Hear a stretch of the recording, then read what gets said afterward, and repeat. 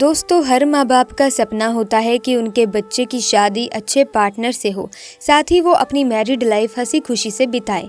मगर कई बार बच्चा अपनी शादीशुदा ज़िंदगी में इतना बिजी हो जाता है कि अपने माँ बाप को भूलने लगता है। वहीं कई लोग तो उनसे अलग रहने लगते हैं, जो कि बेहद गलत है। अक्सर काम का अधिक बोझ होने पर बच्चे माँ बाप को समय नहीं दे पाते, मगर माँ बाप का दिल तो हर समय उनके बच्चे के प्यार व फिक्र में धड़कता है। ऐसे में बच्चे से समय ना मिलने पर उनका दिल टूट जाता है। इसके कारण बच्चे माँ बाप से अलग होने लगते हैं। बचपन में बच्चे को मामूली सी चोट लगने पर या फिर बीमार होने पर माँ बाप का दिल बैठ जाता है। ऐसे में वे बच्चे को स्वस्थ रखने व उनकी खुशी का बखूबी ध्यान रखते हैं। ठीक उसी तरह बुढ़ापे में माँ बाप भी बच्चे की तरह हो जाते हैं। ऐसे में खास देखभाल की उन्हें ज़रूरत होती है, मगर इस दौरान माँ बाप का ध्यान रखने की जगह पर बच्चों के लिए वो बोझ बनने लगते हैं। ऐसे में वे उनकी सेवा करने की जगह पर उन्हें वृद्धाश्रम छोड़ना सही समझते हैं, जो कि बेहद गलत है।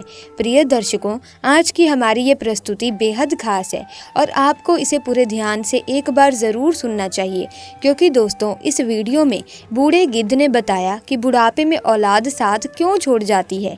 क्योंकि दोस्तों बुढ़ापा तो एक दिन सभी पर आएगा। जो आज बालक है वो कल युवा बनेगा, परसों जवान होगा और आगे फिर बुढ़ापा स्वीकार करना ही पड़ेगा, चाहे कुछ भी कर लो। इसमें किसी की नहीं सुनी जाएगी। ऐसा नहीं है कि कोई व्यक्ति अधिक धनवान है तो वो कुछ रिश्वत दे देगा तो बुढ़ापा उस पर असर नहीं करेगा। ऐसा नहीं है कि कोई बड़ा बहादुर है, लोग उससे डरते हैं तो बुढ़ापा भी उसके डर से उसके पास नहीं जाएगा। चाहे कोई ज्ञानी हो, धनी हो, बली हो, सबके सारे हुनर धरे के धरे रह जाएंगे जब बुढ़ापा आपके ऊपर आएगा। इसीलिए ये जानकारी सबको ध्यान से सुननी चाहिए, क्योंकि इस वीडियो से पता चलेगा कि औलाद बुढ़ापे में साथ क्यों छोड़ जाती है। इस बात को समझने के लिए हमें इस कहानी को ध्यान से सुनना होगा और आखिर तक देखना होगा इस वीडियो को। ऐसे में इस वीडियो को बिना स्किप किए हमारे साथ बने रहिए आखिर तक। दोस्तों, किसी जंगल में एक बड़ा भारी बरगद का वृक्ष था। उस वृक्ष पर हजारों भांत भांत के पक्षी दिन भर किलोले करते रहते थे, या यूं कहिए कि पूरे जंगल के पक्षी उस वट वृक्ष पर विश्राम करने के लिए जाते रहते थे। कुछ पक्षियों का तो वो वृक्ष स्थायी निवास स्थल था। उस वृक्ष पर रहकर पक्षी अपार आनंद की अनुभूति प्राप्त करते थे। कहते हैं कि हम जब किसी स्थान पर या किसी व्यक्ति के साथ एक लंबे समय तक रहते हैं तो हमें उससे मोह हो जाता है। इसी तरह उस वृक्ष पर रहने वाले सभी पक्षियों का उस वट वृक्ष से मोह हो गया था। कुछ दिनों के बाद जंगल सूखा पड़ गया। कई वर्षों से पानी नहीं बरसा। जंगल के वृक्ष सूख सूख कर मुरझाने लगे। वो वट वृक्ष भी पानी ना बरसने के कारण सूखने लगा। समस्त पक्षी धीरे धीरे करके उस वृक्ष को छोड़कर जाने लगे। जब वो वृक्ष पूरी तरह से सूख गया, उसके पत्ते डाली टूटकर नीचे गिरने लगे, तो उस वृक्ष पर रहने वाले सारे पक्षी उसे त्याग कर किसी दूसरे स्थान पर चले गए। केवल एक बूढ़ा गिद्ध उस वृक्ष पर अकेला बैठा रह गया। उसने देखा कि वृक्ष पर रहने वाले सारे पक्षी एक एक करके वहां से जा चुके हैं। कुछ पक्षियों ने उस बूढ़े गिद्ध से भी चलने को कहा, परंतु गिद्ध ने जाने से मना कर दिया। बूढ़े गिद्ध ने सोचा कि मेरा जन्म इसी पेड़ पर हुआ है, इसी वृक्ष पर मैं खेल कूद कर बड़ा हुआ हूँ। मेरे जीवन में सारे सुख इसी वृक्ष ने दिए हैं। आज जब इसके ऊपर विपत्ति है तो मैं इसे छोड़कर अकेला कैसे चला जाऊं? इस वृक्ष ने मुझे पाल पोस कर बड़ा किया है, दुख सुख में मेरा साथ दिया है। मैं इस वृक्ष का ऋणी हूँ। मैं मर कर भी इस वृक्ष को छोड़कर नहीं जाऊंगा। वो लोग बड़े खुदगर्ज होते हैं जो अपने माँ बाप को बुढ़ापे में छोड़कर चले जाते हैं। यहाँ प्रदेश में रहकर सुख पूर्वक जीवन यापन करते हैं, घर पर अपने बड़े जनों को भूल जाते हैं। ऐसी संतान के ऊपर धिक्कार है जो अपने माँ बाप के बुढ़ापे का सहारा नहीं बनते। सोचो, जब तुम असहाय थे तब तुम्हारे माँ बाप ने तुम्हारा साथ छोड़ा था। जब तुम बीमार हुए थे तब भी तुम्हें छोड़कर कहीं चले गए थे। क्या जब तुमने किसी से झगड़ा किया और तुम संकट में पड़ गए थे तो क्या तुम्हारे माँ बाप ने तुम्हें अकेला छोड़ा था? जब उनके मन में किसी अच्छी चीज़ को खाने की इच्छा उत्पन्न हुई थी तब उन्होंने वो चीज़ तुम्हें छोड़कर कभी अकेले खाई थी क्या? लेकिन आज वो बूढ़े हो गए हैं तो तुम्हें उनसे घृणा होने लगी। तुम्हारे लिए उन्होंने इतना किया, तुम उनके लिए इतना भी नहीं कर सकते कि उनके बुढ़ापे की लाठी बन जाओ। तो दोस्तों, बूढ़े गिद्ध ने मरते दम तक वृक्ष का साथ छोड़ने की कसम खाई। कुछ दिन और बीते तो वो वृक्ष बिल्कुल जर्जर हो गया, लेकिन गिद्ध फिर भी उसे छोड़कर नहीं गया। दिन में थोड़ा इधर उधर घूमकर अपना भोजन जुटा लेता था और शाम होने पर उसी सूखे वृक्ष पर आकर बैठ जाता था। इसी तरह से कई रोज़ बीत गए। जो पक्षी उसे छोड़कर दूसरे स्थान पर चले गए थे, उन्होंने सोचा कि गिद्ध काका अभी भी उसी सूखे वृक्ष पर बैठे रहते हैं, क्यों ना हम सब मिलकर उनके पास चलेंगे और उन्हें समझा बुझा कर अपने पास बुला लाएं। यही सोचकर कुछ पक्षी बूढ़े गिद्ध के पास गए और उन्हें अपने साथ चलने का आग्रह किया। कहने लगे कि गिद्ध काका, तुम कहाँ इस सूखे हुए वृक्ष पर बैठे रहते हो? इस वृक्ष का जीवन खत्म हो चुका है। मरे के साथ में मरना कहाँ की समझदारी है? कहते हैं कि वही जीव का जीवन श्रेष्ठ है जिसमें धर्म की हानि ना हो। वही देश श्रेष्ठ है जहाँ कुटुंब का पालन हो सके। ये वृक्ष बिल्कुल जर्जर हो गया है। दीमक इसे दिन रात जलाई जा रही है। किसी दिन हवा के तेज झोंके के साथ ये गिर जाएगा। फिर तुम कहाँ जाओगे?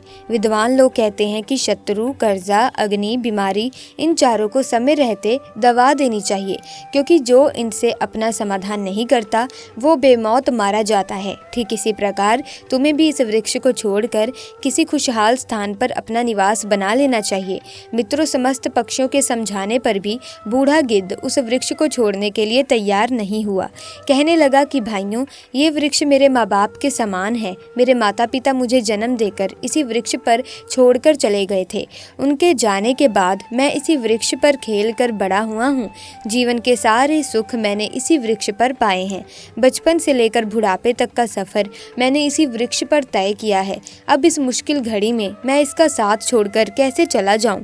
ये मेरी सबसे बड़ी खुदगर्जी होगी। कहते हैं कि भक्त, सेवक और शरणागत जो ये कहता हूँ कि मैं आपका ही हूँ, इन लोगों को संकट पड़ने पर भी नहीं छोड़ना चाहिए। जो इन्हें संकट में छोड़कर जाता है उन्हें बहुत बड़ा पाप लगता है।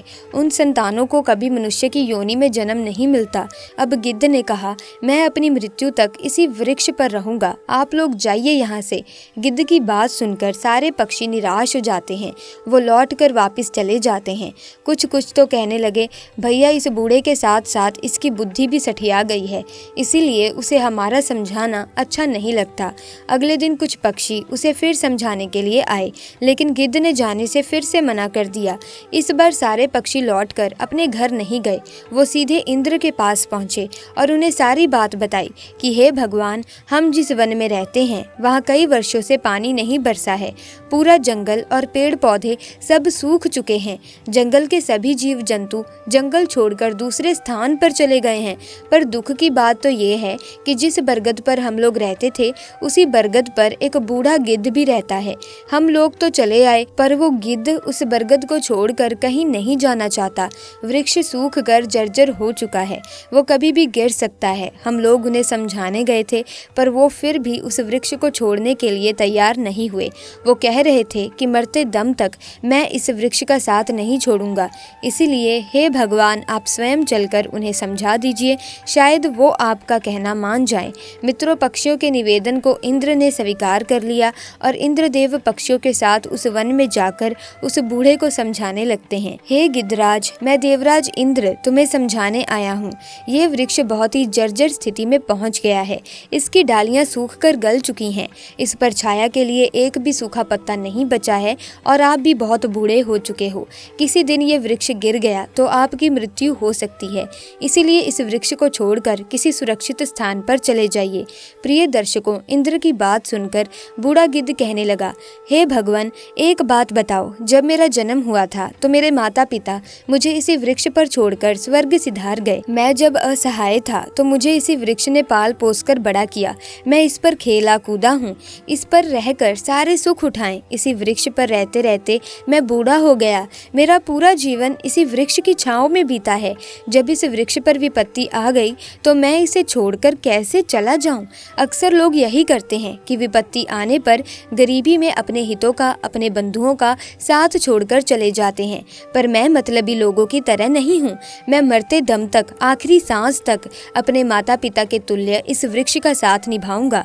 गिद्ध का ऐसा अद्भुत प्रेम देखकर इंद्र बहुत खुश हो जाते हैं और कहते हैं, हे गिद्धराज, मैं तुम्हें वरदान देना चाहता हूँ। बताओ तुम्हें क्या चाहिए? तब गिद्ध कहता है, हे भगवान, यदि देना ही चाहते हो तो मुझे वरदान नहीं चाहिए। इस बरगद को वरदान दे दीजिए ताकि ये हरा भरा हो जाए, इसकी आयु बढ़ जाए। मैं तो वैसे भी बूढ़ा हो चुका हूँ। थोड़े बहुत दिन का जीवन शेष बचा है।